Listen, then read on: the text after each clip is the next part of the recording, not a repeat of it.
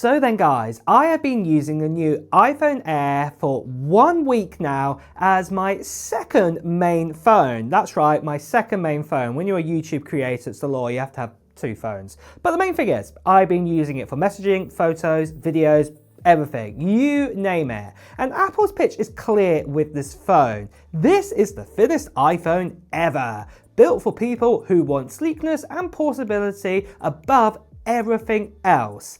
And to be deadly honest, in a nutshell, it does seem like literally that is the best thing that this phone can do. But the question that I have been asking myself is simple. Can you actually live with an iPhone Air instead of, say, the iPhone 17 Pro or the iPhone 17 Pro Max? Well, let's dive in and find out. So to start with, the design is the first thing you will notice straight away. It is strikingly thin. This phone comes in at 5.6 millimeters thick and weighs just only 165 grams. Compared to the iPhone 17 Pro Max, it feels feather light. It slips into a pocket or bag effortlessly, and it's daily use that the thinness is genuinely refreshing. Now, the titanium frame around it actually feels polished and great, and it does look quite stunning, but the trade-off here is that obviously it does get a few fingerprint marks on it, and then also at the same time, as you might be reading about on the internet, it has been a bit prone to scratches as well, especially also the back glass, what is the ceramic shield glass here, or the ceramic shield 2 glass that we've got, and especially if you get the darker colors. Now, with my one I've had right here, I'm going to be honest with you, I actually haven't had a case on this all week, and guess what? No scratches. So whether I've just been looking after it really well or that just the lighter colors are just not prone to it, who knows? But the main thing is it has done an exceptional job here, just being chucked into my pocket all the time or just taken around out and about with me. It's been absolutely fine. But moving on, the display is excellent on this. It's even slightly smaller at 6.5 inches, so slightly smaller than the Plus model, what this is swapped out for, what we had from last year. But it's sharp, it's bright, its colors pop, and scrolling with the 120Hz Pro Motion is butterly smooth on this phone. Now, the main reason behind this is that it's got 3000 nits of brightness. We can go up to 3000 nits of brightness outside, and this really helps. But Apple have also claimed that there's an anti-reflective coating on the screen, but to be honest, I've not really noticed this whatsoever. The only one little thing that I'd probably say I have noticed with this screen, what we'll talk a little bit more further on compared to, say, a Pro Max, is that I have noticed the screen gets a little bit warmer. Maybe that's just because of the use case scenarios I've been using with it. It's only a degree or two, you know, warmer out there. But maybe Apple are just going to perfect this with a firmware update or something like this with, say, iOS 26.1. Now, talk about software and iOS 26, the Air feels just as slick as the Pro siblings out there. The liquid glass is amazing on this, and you can tell that liquid glass has been kind of like being designed for the iPhone Air. That's how it actually feels. It feels like this is the actual version of the OS is being built for this phone, not really for the Pro in how it looks. Don't get me wrong, it looks great on the Pro, but do you get me? It just sort of syncs together having that with this thin phone, with how everything's all kind of liquidy and thin and light. It just goes with the likes of the iPhone Air better. But like I said, I've had no problems with iOS 26. It is super snappy, super quick, and yeah, it just feels great.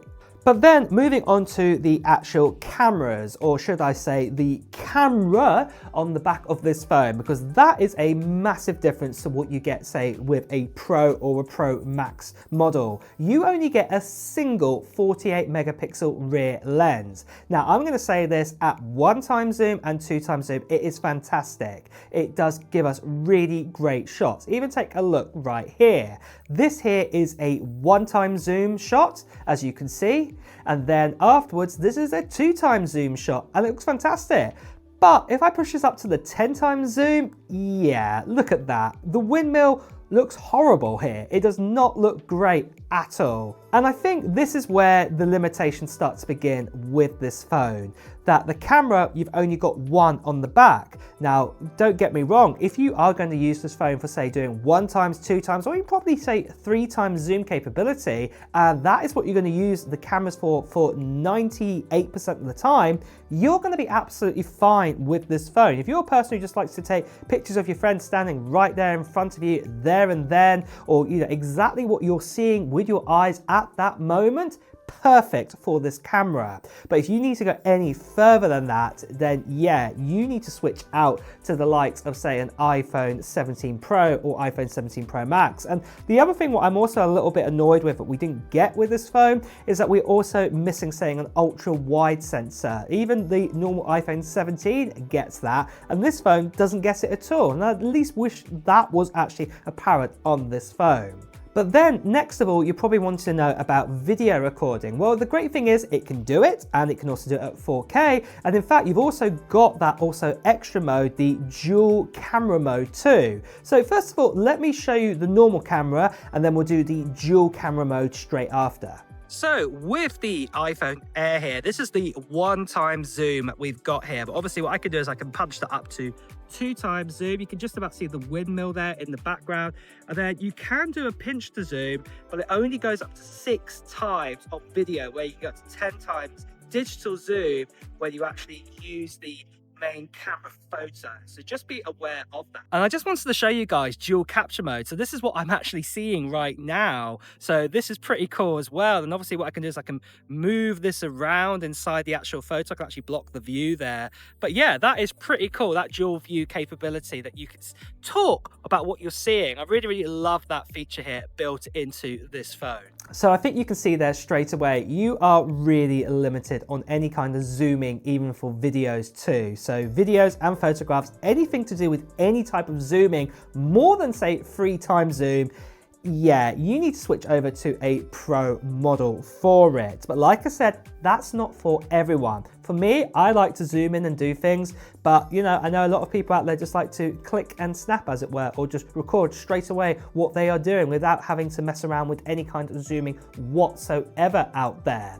But then we've also got the front-facing camera as well, the selfie camera, the center stage one, there's 18 megapixel one, and it does a really good job too. You can also switch it around from horizontal to vertical without twisting around the phone, and this is a fantastic camera. But this camera is also shared across the Pro phones and also the normal iPhone 17 too. Now, next of all, you get the A19 Pro chip inside of the Air, and it is lightning fast what you've got. Like I said earlier, you get, super fast iOS 26, apps open instantly, and multitasking is great. And even in the likes of say Geekbench and Tutu, you can see here the great scores that we are getting here with this, even if we're missing a GPU core compared to say the Pro Max.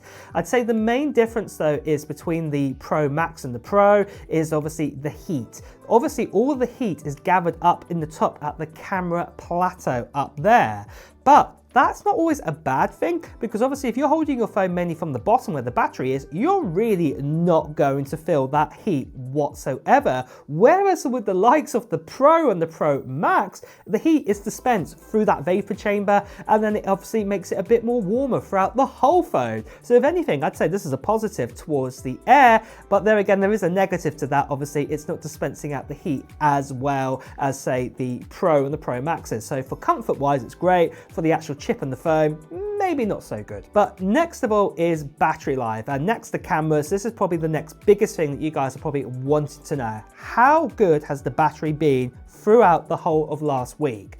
Well, I can tell you this now, the battery life in this phone, in my opinion, for what it is, has been very good. Now, just wait there before you turn it off.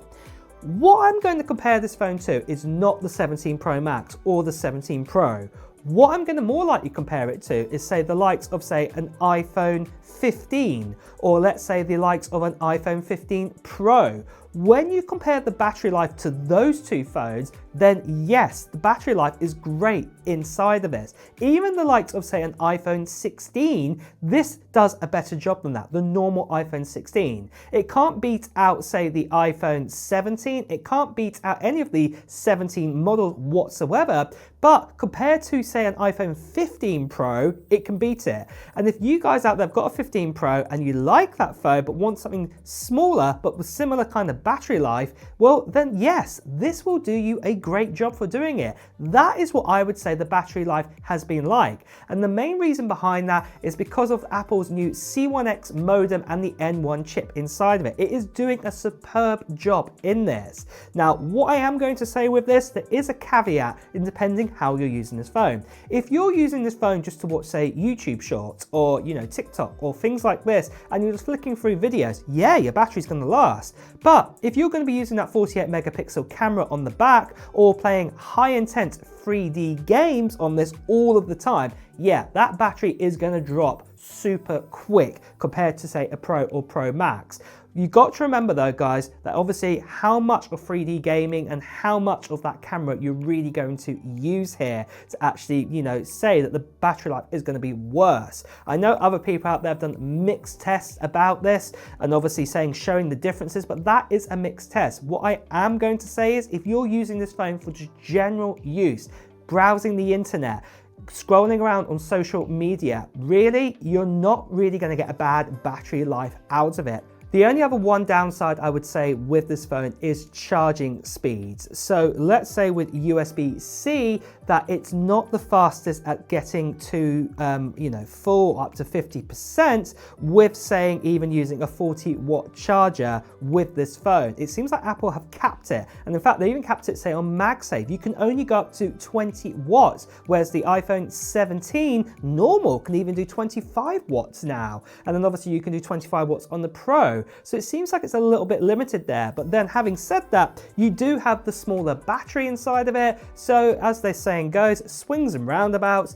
you really do fill up your battery to 50%, probably around the same time that you'd fill up, say, an iPhone 17 Pro, what could do at 25 watts with 20 watts with a smaller battery, if that makes sense. And then finally, let's talk about the price. And the price is premium with this phone. And I think that's the whole thing. You are paying for a thin phone on this one. Obviously, I think Apple have tried to make it a little bit more prettier by putting an A19 Pro inside of it. We've got the Pro Motion display and things like this. But like I said, I don't think the A19 Pro is needed in this phone, personally, in my honest opinion. But what I can say is, after 1 week living with the iPhone Air, could you live with this instead of the iPhone Pro or the iPhone Pro Max models? Well, I think the answer is, for the majority of people, more you think about it, the actual answer is yes. But we always forget, that we have those scenarios where we do actually need to push out the battery, maybe for full-on 3D gamers. Maybe we also are people who love to do zooming in on things when we go to that one festival a year or that one trip to Disney World a year and you're at the back trying to get the castle far, far away. Those are those kind of sort of situations where, we always go, we must go for the Pro or the Pro Max. What I'm going to say about the Air is that it's actually better than I thought it was. Is it for everybody? No, it's not for everybody. But I do honestly think that you really do have to kind of think about the situation, what you're going to use this phone for. If you are going to be spending lots of time doing zooming or content creation, then no, don't get this. Get yourself a Pro or a Pro Max. But if you are a person who just uses a phone for a phone and doesn't even really do, say, full-on 3D graphic kind of tasks or games or anything like this, and just general use of a phone, this phone is superb for you. But with that then, guys, what do you think? Do you think an iPhone Air or an iPhone Pro phone is better for you? Let me know in the comments below.